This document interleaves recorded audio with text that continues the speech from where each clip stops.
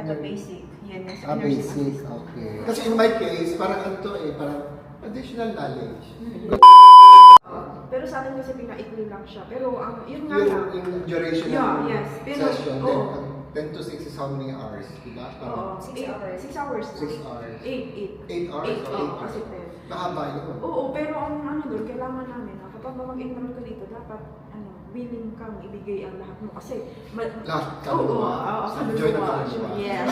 Short period of Short time. period lang kasi. O dapat focus ka. Oo, Oo, ako talagang, oo, yes. Huwag kayong yung palaro-laro lang, no. Oo, walang nangyayari. Sayang man tuition. Oo, kahit nakabayad ka pa full payment kung hindi mo alam yung mga. Oo, kasi sasayang mo lang yung pera mo for And nothing. it's compressed. Oo. It's a short period of Yeah. time. Kasi in my case, parang ano to eh, parang additional knowledge. Kung hindi ko man magamit as work because of my age limitation, may kapatid ako na nag-splenectomy siya. So, he needs medical attendance din, attention din. Pag uwi ko, baka ako mag-alaga sa kanya.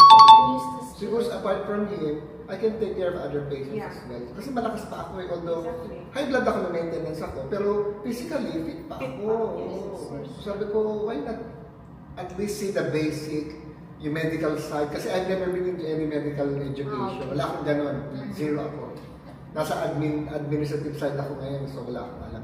Except of course that I often Google and I often read yung mga medical terms, medyo naiintindihan ako ng konti. So siguro by the time na nag-theory na, ay nakaka-relate pa rin ako. Oo. Kasi madali lang naman mag-Google, madali lang mag-load sa Oo, pero yung talagang yung on hand, you need talaga, yes, you need guidance talaga. Hindi na pinag-read na basa ka lang kasi you can be misled. So talaga, kailangan yung may guidance ng professional talaga.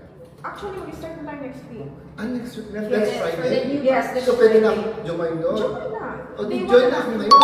Yes, join ka na ngayon. Oo, Day one mag-sign up na ako. Sign up ka na, yes. At saka kailangan lang namin ng 200 registration Registration. fee para mabigay namin sa yung uniform mo. Oo, kasama na yun. Yes, uniform.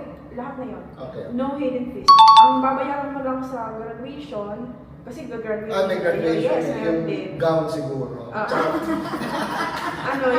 50 na. Tsaka hair, siguro wig, no? Bawal ang kalpo. Diba? Yes.